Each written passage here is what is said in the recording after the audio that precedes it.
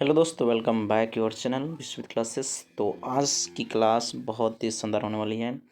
तो बता दें कि जो ये क्लासेस हैं, ये जो क्लासेस है बहुत ही ज़बरदस्त कंटेंट के साथ आपको बीपीएससी 7th जो एग्ज़ाम का चरण है उसके लिए लेकर आया गया है, जिसमें सारे कंटेंट बहुत ही बेस्ट हैं जो आपके एग्ज़ाम में बहुत ही काम आने वाला है। तो देखिए, आज आपको बता दें इसमें क्या क्या हम पढ़ने वाले हैं। बिहार का परिचय में राजनीतिक परिचय जानना है, प्रशासनिक परिचय जानना है, भौगोलिक परिचय जानना है,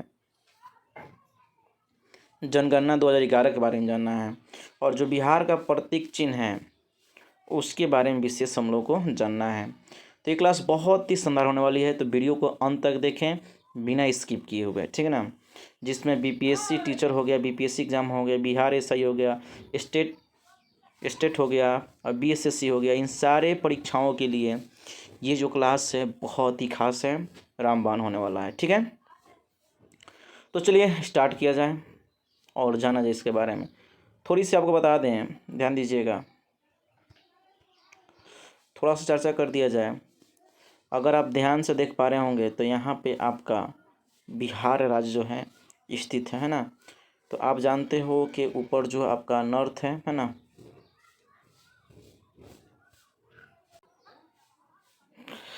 तो आपको बता दें, थोड़ी सी इन्फॉर्मेशन ले ली जाए इसके बारे में। दोस्तों, जानकारी के लिए आपको बताते चले कि बिहार जो है, ध्यान दीजिएगा, बिहार जो है भारत के पूर्वी भाग में स्थित है और यह ऐतिहासिक राज्य है और इसकी राजधानी पटना है, जैसे कि आप जानते होंगे। इसके अलावा बात किया जाए सबसे इम्पोर्टेंट चीज़, इसका नाम मगध भी पड़ा था एक समय की बात है इतिहास में, है ना। बौद्ध बिहारों के द्वारा इसका बिहार कहा गया है, विहार, है ना। उसके अलावा बात किया जाए, सबसे इम्पोर्टेंट टॉपिक ये है, बात ये है कि क्षेत्रफल के दृष्टि से यह भारत का, ध्यान दीजिएगा, 12वां राज्य है और जनसंख्या की दृष्टि से तीसरा। ये बात आप याद रखिएगा। दो बातें खास यहाँ से ऑब्जेक्टिव पूछी जा सकती हैं और मैं आपको बता दूं कि ऑब्जेक्टिव सीरीज भी इसके बाद कराऊंगा। आज जो है कंटेंट है, कॉपी कलम के साथ नोट्स करते जाइए, अगले दिन इसका ऑब्जेक्टिव मिलेगा और आपको एमसीक्यू लगाना होगा। ओके, तो याद रहेगा इस बात को। चलिए आगे देखते हैं, है ना। उसके अलावा बात कर रहा है इस जो बिहार झारखंड है, बिहार से 15 नवंबर 2000 ईस्वी को क्या होता है जी, अलग हो जाता है ना, अलग राज्य बन जाता है। इसके अलावा बात करें तो बिहार के उत्तर साइड में नेपाल है, याद रखिएगा। इसको मैप में हम लोग समझेंगे। दक्षिण में आपका क्या है, तो ध्यान दीजिएगा, दक्षिण में झारखंड है, पश्चिम में क्या है, अर्थात पूर्व में क्या है, पश्चिम बंगाल है, और इसके वेस्ट में कहा जाए तो यूपी है। इन बातों को थोड़ा सा ध्यान दीजिएगा, है ना। आगे देखिए, तो ये गंगा नदी के बारे में बताया गया। इसकी सहायक नदियों जो है, इन्हीं की वजह से काफ़ी ज़्यादा कई सारे क्षेत्र जो है उपजाऊ बनते हैं, कई सारे क्षेत्र जो बाढ़ के कारण भी बन जाते हैं। ध्यान दीजिएगा, मैंने बोला मैप से। तो ये आपका नॉर्थ है और नॉर्थ में क्या है जी, नेपाल है। ये नीचे वाले को हम लोग साउथ बोलते हैं, झारखंड है, और इस इधर वाले को क्या बोलते हैं, वेस्ट बोलते हैं, उत्तर प्रदेश है। और ये वाला जो एरिया है आपका पश्चिम बंगाल का है, नहीं, वेस्ट बंगाल का है ना। इस चीज़ को याद रख लीजिएगा। इसमें बता दें कि ये सबसे छोटा जो दिख रहा है सीवर है ना, और ये जो छोटा सा एक और दिख रहा है ये शेखपुरा है। और इससे संबंधित हम लोग क्वेश्चन देखेंगे। फिर देखेंगे जमुई से क्वेश्चन बनेगा, गोपालगंज से क्वेश्चन बनेगा, ठीक है। और ये जो जहानाबाद और अरवल दिख रहा है ना, जहानाबाद से ही टूट कर अरवल बना हुआ है ना। इसके अलावा बेगूसराय हो गया, वैशाली हो गया, दरभंगा हो गया, आप देख सकते हैं, ठीक है। अगर बात किया जाए तो ये सारी चीज़ आप इन्फॉर्मेशन को जूम करके देख सकते हैं। आगे की बात किया जाए, ध्यान दीजिएगा। तो दोस्तों, अगर कंटेंट अच्छी लग रही हो तो सब्सक्राइब कर लीजिए, नहीं सब्सक्राइब किए होंगे तो, और सबके पास फटाफट शेयर कर दिया जाए ताकि सबको अच्छे से जानकारी मिल पाए, है ना। तो चलिए, इसके लिए तैयार रहिएगा सभी लोग। ये तो काम आप फटाक से कीजिए, फटाफट कर दीजिए, जितना हो सके आपके लिंक हो, कांटेक्ट हो, सेंड कर दीजिए। आइए बिहार का परिचय का स्टार्ट किया जाए। तो शासकीय नाम क्या पड़ा इसका, बिहार है। स्थापना 1 अप्रैल 1912 को होती है ना। स्थापना दिवस कब है, 22 मार्च को है। इसी दिन बिहार दिवस भी मनाया जाता है। तो फटाक से कमेंट करके बताएं इसका 23 मार्च को कौन सा दिवस मनाया जाता है। 23 मार्च को कौन सा दिवस मनाया जाता है, कमेंट करके मुझे बताएं, है ना। राजधानी कहाँ है, तो सबको पता है पटना है, उच्च न्यायालय पटना है। और राजकीय भाषा क्या है, हिंदी है। और द्वितीय राजकीय भाषा उर्दू है। और अन्य भाषाओं की बात किया जाए तो मैथिली, भोजपुरी, मगही, वज्जिका और अंगिका है ना। तो आज के आगे बात करते हैं राज्य के प्रतीक चिन्ह। इस जो भी बिहार के प्रतीक चिन्ह इसको भी थोड़ा सा देख लेते हैं। राजकीय पशु बैल है, राजकीय पक्षी गौरैया हैं, राजकीय पुष्प गेंदा हैं, और राजकीय वृक्ष पीपल हैं, और राजकीय चिन्ह बोधि वृक्ष हैं। तो दोस्तों ये सारी चीज़ें आप देख सकते हो, ठीक है ना। मछली के मांगुर हो जाएगा। मेघा दिवस 30 दिसंबर को मनाया जाता है। महापर्व छठ है। और सर्वोच्च शिखर की बात किया जाए सोमेश्वर की श्रेणी पहाड़ियाँ हैं जो 874 मीटर ऊंची है ना। बिहार का शोक किस नदी को कहा जाता है, कोसी नदी को कहा जाता है, ठीक है ना। जितना देखो आप लोग फटाफट इसको शेयर किया जाए दोस्तों। चलिए बात किया जाए भौगोलिक परिचय के बारे में, तो अक्षांशीय विस्तार देख सकते हैं और इसका देशांतर विस्तार भी विस्तार देख सकते हैं। इसके लिए इसकी आकृति बात किया जाए तो आयताकार होती है। क्षेत्रफल की बात किया जाए तो 94,163 किलोमीटर वर्ग है, क्षेत्रफल देख सकते हैं। लंबाई की बात किया जाए, आप ध्यान दीजिएगा, उत्तर से दक्षिण, यानी याद है आपको, ये हो गया नॉर्थ और ये हो गया साउथ, ये हो गया वेस्ट और ये हो गया ईस्ट। यानी यहाँ से यहाँ तक की जो टोटल लंबाई है 345 है। और यहाँ से लेकर यहाँ तक की जो चौड़ाई है, यानी आप कह सकते हैं पूर्व से पश्चिम की जो चौड़ाई है वह 443 किलोमीटर है ना। तो इस बात को याद रखिएगा, ठीक है। तो बात करते हैं आगे की बात करते हैं। तो चौड़ाई आप लोग देख चुके हैं। और इसकी औसत ऊंचाई कहा जाए, मीटर में पूछे, ऑप्शन दे मीटर में तो 52.73, और फीट में हो जाएगा 173 फीट हो जाएगा। यहाँ और अच्छे से समझ सकते हैं, इस देख लीजिए यहाँ से इस चीज़ को आप देख रहे हो। इसका पूर्वी देशांतर यानी पश्चिम से लेकर यहाँ तक ये क्या कहा जाए, और पूर्व से लेकर पश्चिम तक टोटल मिल जाएगा यहाँ से। और ये आपके नॉर्थ साइड से साउथ साइड की तरफ मिल जाएगा 345, ठीक है ना। तो इस चीज़ को यहाँ से भी आप आसानी से समझ सकते हो। चलिए तो आगे बात किया जाए, सीमाएं में देखिएगा ध्यान से। उत्तर में नेपाल है, आपको बता दिए हैं। दक्षिण में तो आपको पता है झारखंड है, और पूर्व में पश्चिम बंगाल है, और पश्चिम में उत्तर प्रदेश ही तो आपको पता है। जलवायु यहाँ की कैसी है, तो मानसूनी है, बात होना चाहिए। औसतों वर्षा कितनी होती है, सारी पूछने वाले बीपीएससी में पूछने वाले प्रश्न है। 112 सेंटीमीटर होती है, ठीक ना। कॉपी कलम के साथ इसको लिखिए, ये सारी डेटा आप याद कर सकते हो, ठीक ना। एक बार इसको देख लीजिएगा, है ना। आइए आगे बढ़ते हैं। सर्वाधिक वर्षा होने वाला जिला कौन है, किशनगंज है। और सबसे कम वर्षा होने वाला जिला कौन सा, औरंगाबाद है ना। उसके अलावा बात किया जाए, सर्वाधिक गर्म जिला गया होगा, ठंड जिला भी गया होगा। सर्वाधिक ठंड जिला तो आप पता ही हो गया। सबसे बड़ी परियोजना कौन सी, गंडक परियोजना है, इस बात को याद रखना होगा, ठीक है ना। दोस्तों राजनीतिक परिचय की बात किया जाए तो ध्यान दीजिएगा, लोकसभा के सदस्यों की संख्या 40 है, राज्यसभा के सदस्यों की संख्या 16 है, विधानसभा सदस्यों की संख्या 243 है, और विधान परिषद की संख्या 75। इस बात को याद रखिएगा। बिहार में विधान द्विसदात्मक व्यवस्था चलता है, यानी इसमें विधानमंडल है बिहार में, ठीक है ना। विधानसभा और विधान परिषद यहाँ का देखने की मिल जाता है, याद रखिएगा। द्विसदनात्मक व्यवस्था है कहाँ, बिहार में। लोकसभा में अनुसूचित जातियों के लिए आरक्षित सीटों की संख्या 6 हैं। वो कौन कौन से हैं, गोपालगंज, हाजीपुर, समस्तीपुर, जमुई, गया और सासाराम, याद रखिएगा। ये खास प्रश्न है आपके लिए। और बात किया जाए विधानसभा में अनुसूचित जाति के लिए आरक्षित सीट 38 है। इसके अलावा बात किया जाए तो विधानसभा में अनुसूचित जनजातियों के लिए 2 सीट आरक्षित है, कटोरिया और मनिहारी के लिए, है ना, याद रखिएगा इस बात को। और ये तो आपको डेटा पहले ही से पता चल चुका है। तो दोस्तों अगर आपको सारे कंटेंट अच्छे लग रहे हैं तो चैनल को नहीं सब्सक्राइब किया तो सब्सक्राइब करके बेल आइकन को प्रेस कर लें। और फटाक से, बहुत आप लोग कम शेयर करते हो, पिछले वीडियो को आपने बहुत अच्छा स्नेह दिया। उम्मीद है कि इस वीडियो को भी आपको बहुत ही ऑथेंटिक मैं नॉलेज दे रहा हूँ, कंटेंट दे रहा हूँ, तो आपके एग्ज़ाम के लिए बहुत ही काम आने वाला है, ठीक है ना। तो लाइक से रुकना नहीं चाहिए, और नए हो तो सब्सक्राइब कर लीजिए। चलिए आज से अगले प्रश्न की तरफ बढ़ते हैं। ध्यान दीजिएगा, प्रशासनिक परिचय की चर्चा हो रही है। कौन सा परिचय? प्रशासनिक परिचय की बात हो रही है, ठीक है ना। ध्यान दीजिएगा, प्रमंडलों की संख्या पूछेगा 9, तो कौन कौन से प्रमंडल हैं? पटना, मगध, सारण और तिरहु, कोसी, दरभंगा, पूर्णिया, भागलपुर और तथा मुंगेर। ये सारे प्रमंडलों की संख्या याद रखिएगा, है ना। तो प्रमंडलों की संख्या आपको याद रहना चाहिए। आगे बात करते हैं तो याद रखिए, जिलों की संख्या तो आप अच्छी तरह जानते हैं, 38 है। कौन कौन से जिले हैं आप देख सकते हैं यहाँ से। अनुमंडलों की संख्या याद रखिएगा 111 है ना। इसके अलावा बात करें, ध्यान दीजिएगा, प्रखंडों की संख्या देख सकते हैं, है ना। और राजस्व ग्रामों की संख्या देख सकते हैं। तो ये सारी चीज़ें याद रखिएगा। पूछेगा बिहार का महानगर कौन है? पटना है ना।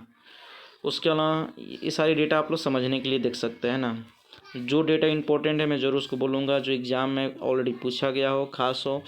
ये सारे डेटा आप देख सकते हो, बस यूँ ही देख लीजिए, कोई इशू नहीं है इसमें क्वेश्चन बहुत ही, ये वाली क्वेश्चन देख लीजिएगा। यहाँ पर पंचायत राज में महिलाओं को 50% आरक्षण, ये तो बात आपको पता है। और नगर निगमों की संख्या कितनी है? निगमों की संख्या 12 है। आप देख सकते हैं कौन कौन सी है ना। इसके अलावा देखिए, यहाँ से कुछ क्वेश्चन आपके खास हैं, ध्यान दीजिएगा। ये तो सबको पता है, ये ध्यान रखिएगा। पूछेगा बिहार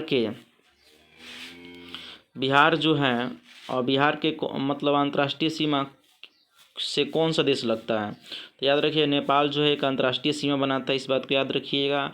बाकी सब राज्य होते हैं और ये अंतर्राष्ट्रीय सीमा लगाता है नेपाल, ठीक है ना। पूछेगा बिहार के अंतर्राष्ट्रीय सीमा कौन किधर लगाता है? तो वह नॉर्थ साइड में नेपाल जो है अंतर्राष्ट्रीय सीमा बनाता है, ठीक है ना।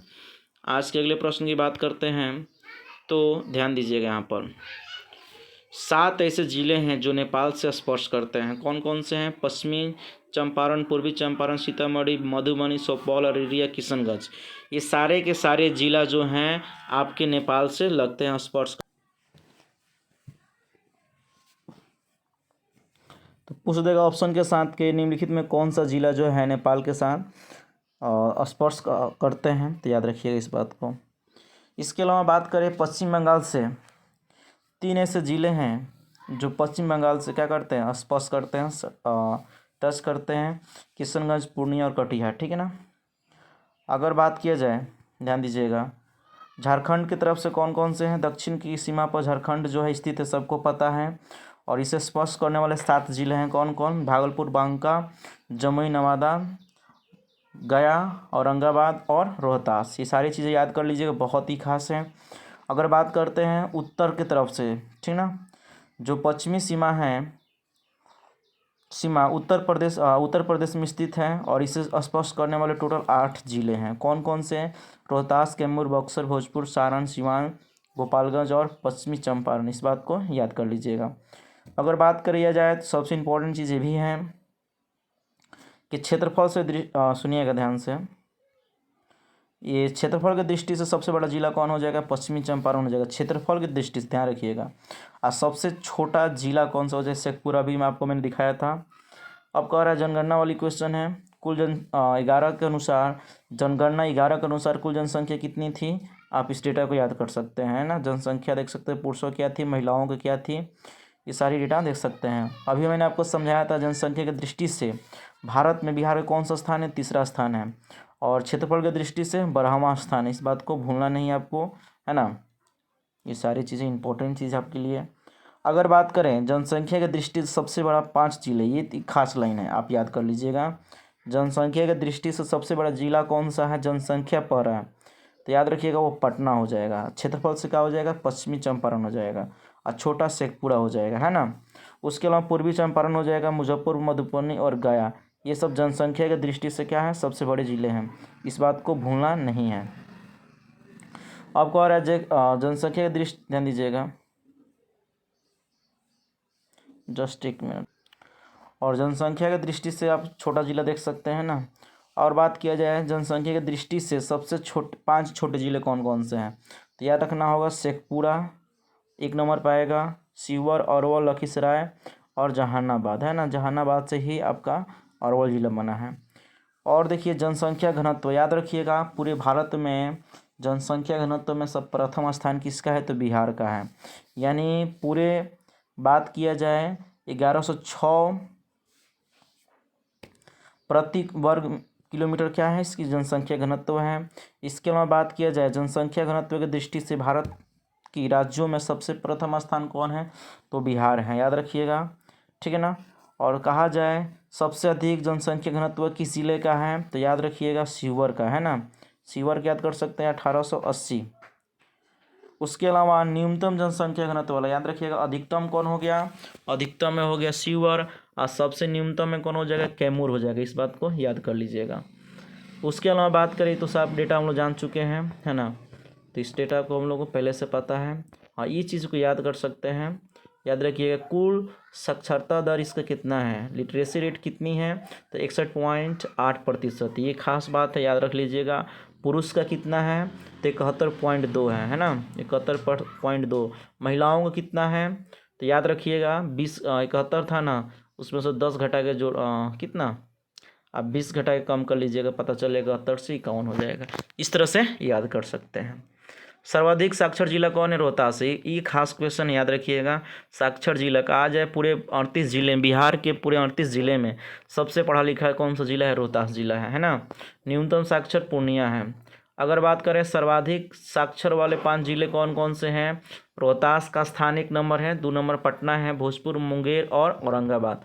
उसके बाद करें न्यूनतम साक्षर वाले जिले कौन कौन से हैं, पूर्णिया, सीतामढ़ी, कटिहार, मधेपुरा और सहरसा। याद रखिएगा। सर्वाधिक महिला साक्षरता वाले जिला कौन से, रोहतास है।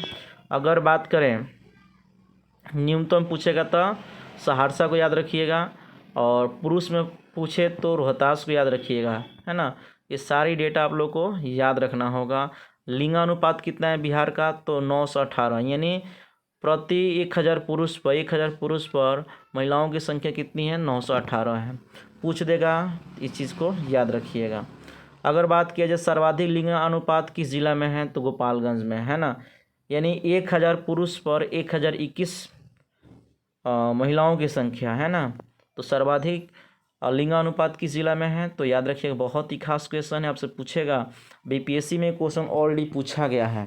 बीपीएससी के 67 वाली जो एग्ज़ाम हुई थी उसमें पूछा गया था कि सर्वाधिक लिंगानुपात किस जिला का है, आई मीन्स बिहार राज्य के किस जिले का है, तो वो है गोपालगंज। याद रखिएगा इस बात को, ठीक है। तो आगे प्रश्नों को बात करें न्यूनतम, ये भी याद रखिएगा। न्यूनतम लिंगानुपात कहाँ है, तो बताइए, मुंगेर में है। 1000 पुरुष वहाँ होंगे तो महिलाओं की संख्या 876 ही सिर्फ होगा। ये बहुत ही खास है, ठीक है ना, देख लीजिएगा। अगर बात करें सर्वाधिक नगरीय जनसंख्या वाला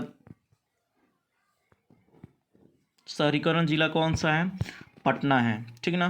न्यूनतम की बात करें समस्तीपुर है। तो इस सारी डेटा को आप लोग देख लीजिएगा, है ना।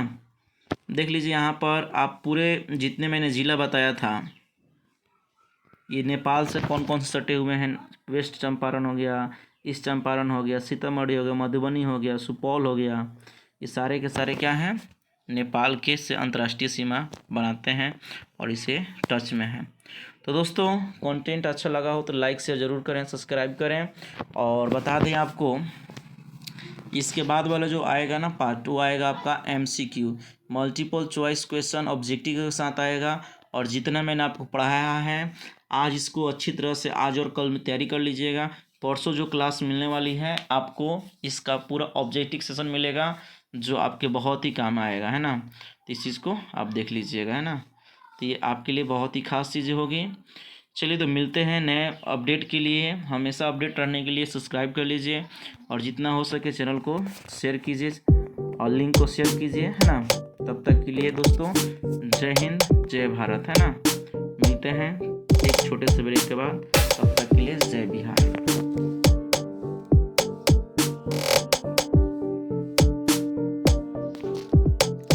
एक और चीज़ बताइएगा, आपको कंटेंट कैसा लग रहा है।